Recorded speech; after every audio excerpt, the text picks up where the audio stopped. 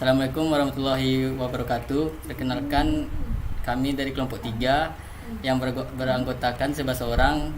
Judul dari kelompok kami yaitu algoritma Dijkstra. Di sini saya akan membacakan materi tentang penjelasan tentang algoritma Dijkstra. Permasalahan rute terpendek dari sebuah titik ke titik akhir lain adalah sebuah masalah klasik optimasi yang banyak digunakan untuk menguji sebuah algoritma yang diusulkan. Permasalahan rute terpendek dianggap cukup baik untuk mewakili masalah optimasi karena permasalahannya mudah dimengerti, hanya menjumlahkan seluruh edge yang dilalui, namun memiliki banyak pilihan solusi. Menurut Andrew Goldberg, penelitian Microsoft Research Silicon Valley mengatakan ada banyak alasan mengapa peneliti terus mempelajari masalah pencarian jalan terpendek.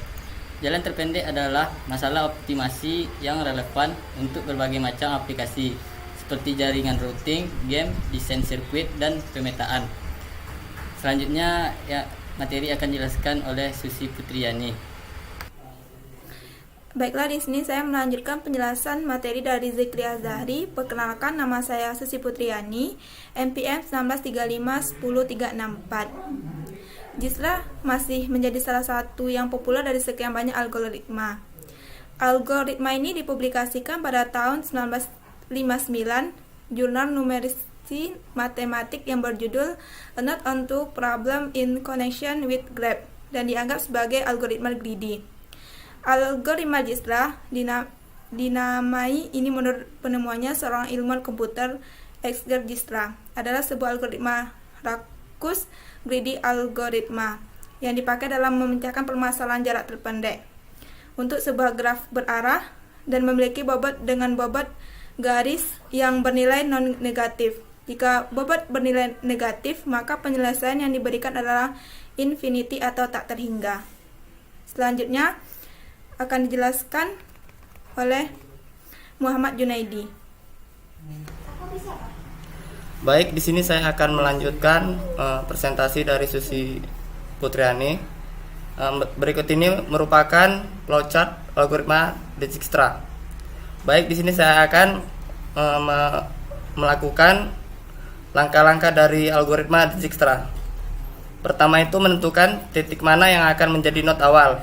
Lalu beri bobot jarak pada node pertama ke node terdekat satu persatu. Dijkstra akan melakukan pengembangan pencarian dari satu titik ke titik lain dan ke titik selanjutnya tahap demi tahap.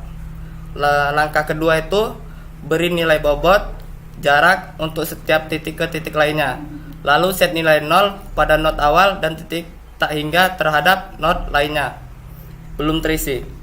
Langkah ketiga itu set semua node yang belum dilalui dan set node awal sebagai node keberangkatan. Langkah keempat itu dari node keberangkatan pertimbangkan node tetangga yang belum dilakukan dan hitung jaraknya dari titik keberangkatan. Jika jarak ini lebih kecil dari jarak sebelumnya yang telah terekam sebelumnya, hapus data lama, simpan ulang data jarak dengan jarak baru. Langkah kelima, saat kita selesai mempertimbangkan setiap jarak terhadap node tetangga, tandai node yang telah dilalui sebagai node dilewati. Node yang dilewati tidak akan pernah dicek kembali. Jarak yang disimpan adalah jarak terakhir dan yang paling minimal bobotnya.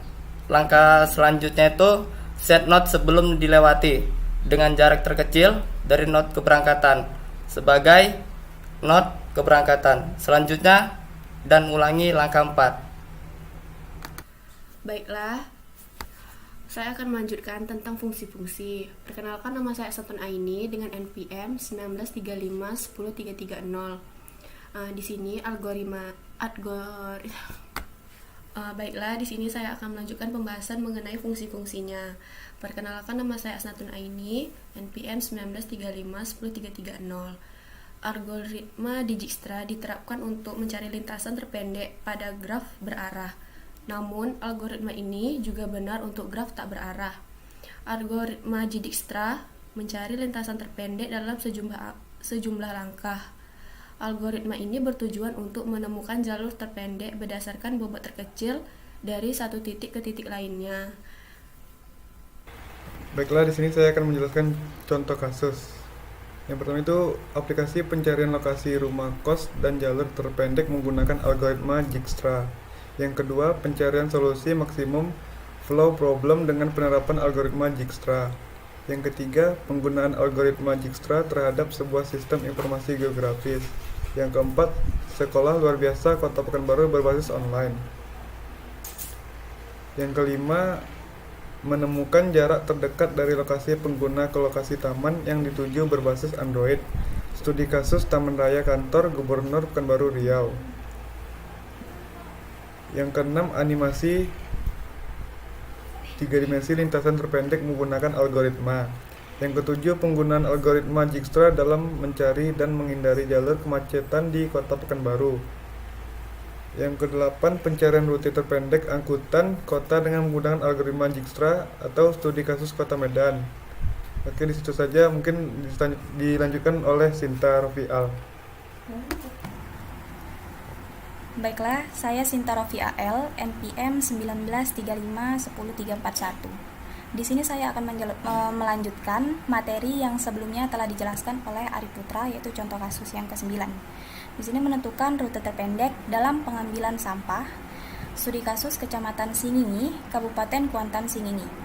Yang ke-10, penggunaan algoritma Dijkstra dalam menentukan jalur terpendek dalam pencarian lokasi rumah sakit awal BROS. Studi kasus di Kota Sumatera Barat.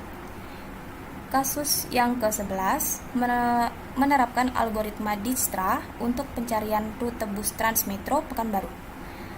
Contoh kasus yang ke-12, aplikasi untuk mengetahui lokasi tempat ibadah umat muslim dengan menggunakan algoritma Dijkstra. Studi kasus Kota Bandung, Jawa Barat. Yang ke-13, implementasi algoritma Dijkstra dalam mencari dan menentukan rumah makan terdekat dari lokasi pengguna. Yang ke-14, menentukan rute terpendek tempat wisata di Kota Malang berbasis Android dengan menggunakan algoritma Dijkstra. Selanjutnya, yang ke-15, implementasi algoritma Dijkstra dalam perencanaan rute evakuasi bencana gempa bumi di Lombok berbasis Android. Yang terakhir, penggunaan algoritma Dijkstra dalam pencarian ojek online terdekat dari lokasi pengguna berbasis Android. Baiklah, nama saya Reca Sri Marlinda, NPM 1935-10331.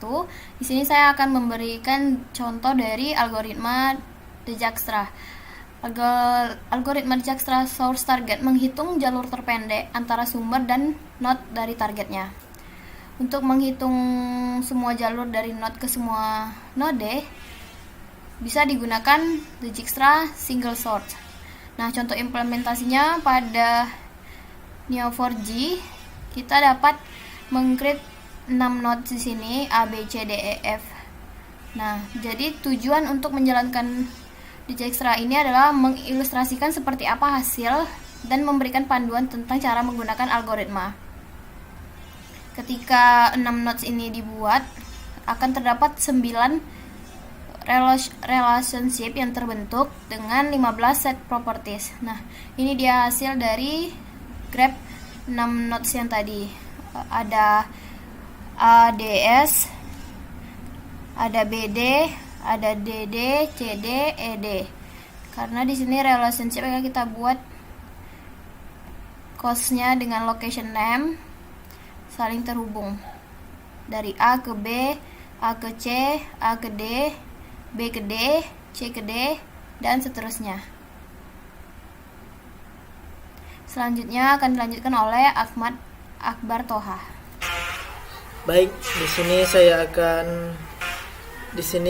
akan melanjutkan dari materi yang dibacakan Reca. Nama saya Ahmad Akbar Toha. Di sini saya akan menjelaskan grafik membangun jaringan transportasi dengan jalan antar lokasi. Seperti di dunia nyata, jalan dalam grafik memiliki panjang yang berbeda. Panjang ini diwakili oleh properti hubungan biaya. Di sini telah ditampilkan codingan dengan codingan yang pertama saya buat my grab, lalu lokasinya, terus saya buat route.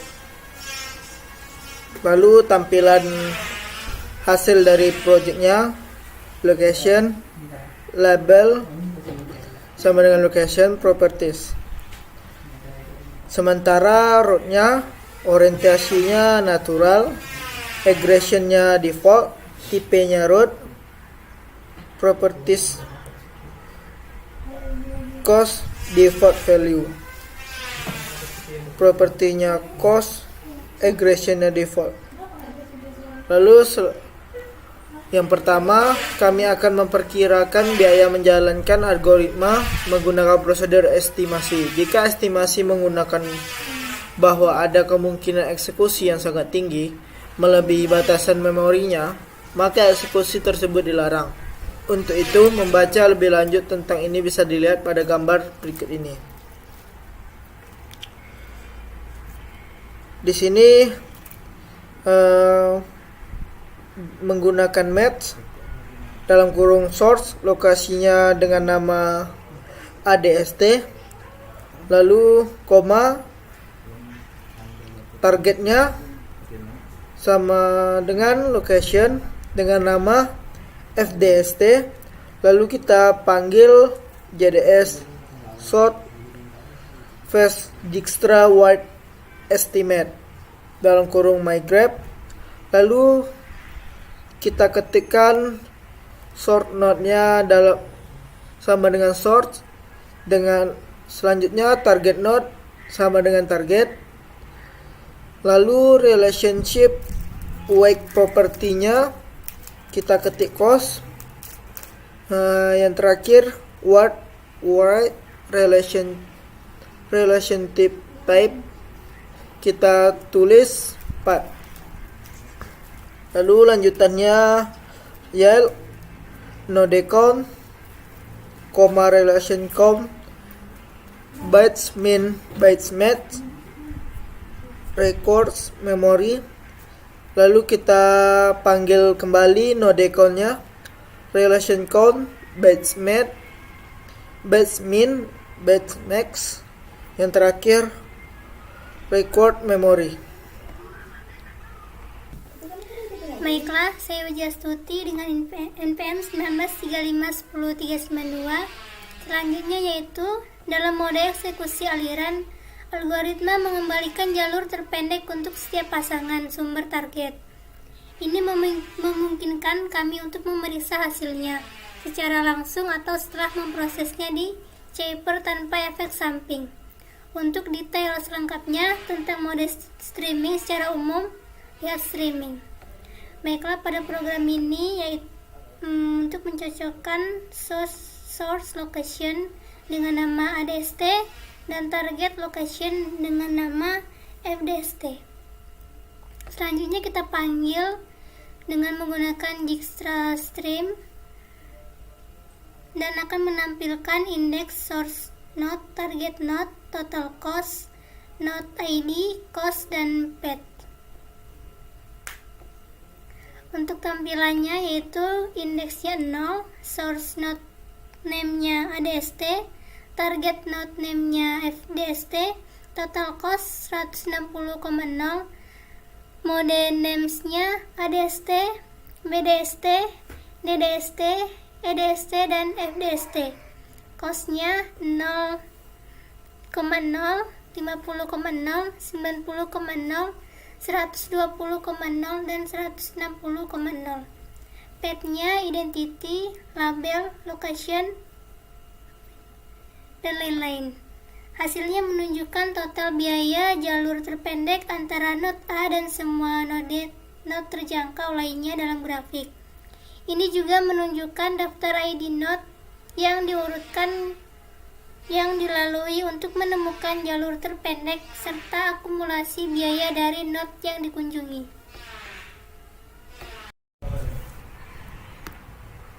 Baik, di sini saya akan melanjutkan penjelasan dari teman saya. Perkenalkan, nama saya Maulana Fortuna, 1935-10315. Di sini saya akan menjelaskan algoritma yang kedua, yaitu Dijkstra Single Source.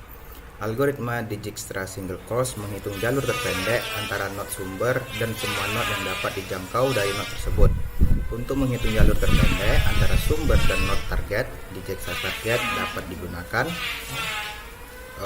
Contoh implementasinya, pada bagian ini saya akan menunjukkan contoh menjalankan algoritma Dijkstra pada grafik beton. Tujuannya adalah untuk mengilustrasikan seperti apa hasilnya dan memberikan panduan tentang cara menggunakan algoritma dalam pengaturan nyata.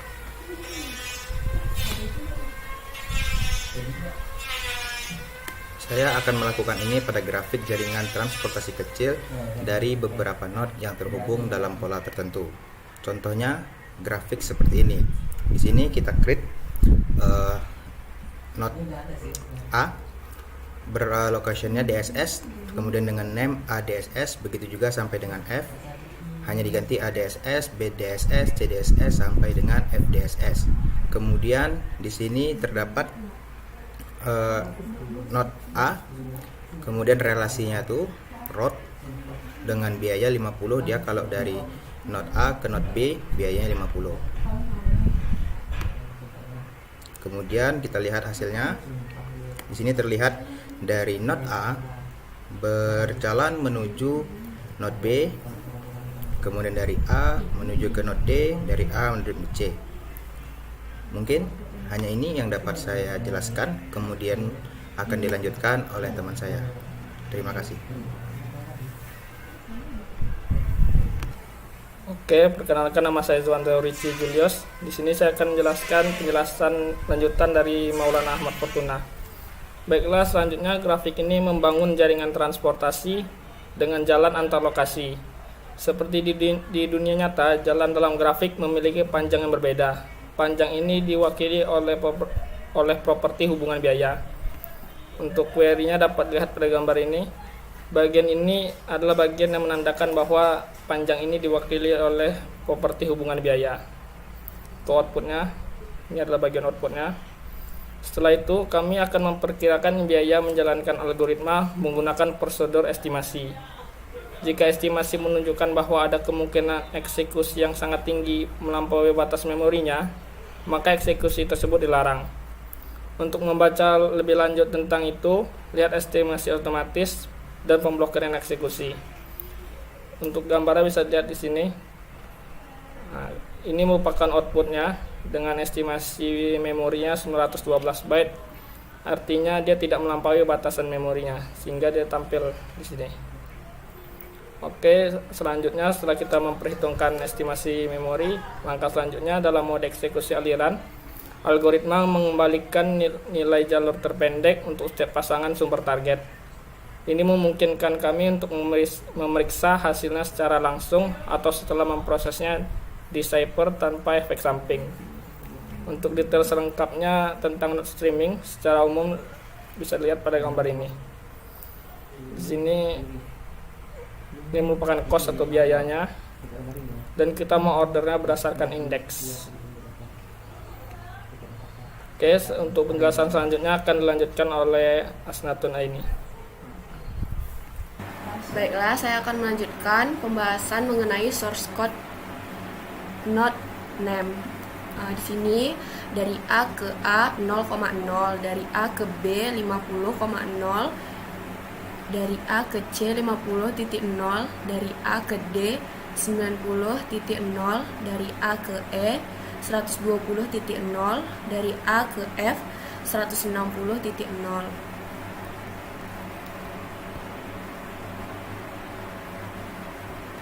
Hasilnya menunjukkan total biaya jalur terpendek antara node A dan node F. Ini juga menunjukkan daftar urutan ID node yang dilalui untuk menemukan jalur terpendek serta akumulasi biaya dari node yang dikunjungi. Sekian dari saya, akan dilanjut kepada moderator.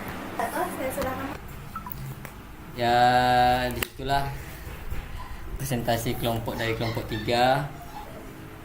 Jika ada kekurangan atau kesalahan dari setiap anggota kelompok 3, mohon dimaafkan. Wabillahi taufiq wal hidayah. Assalamualaikum warahmatullahi wabarakatuh.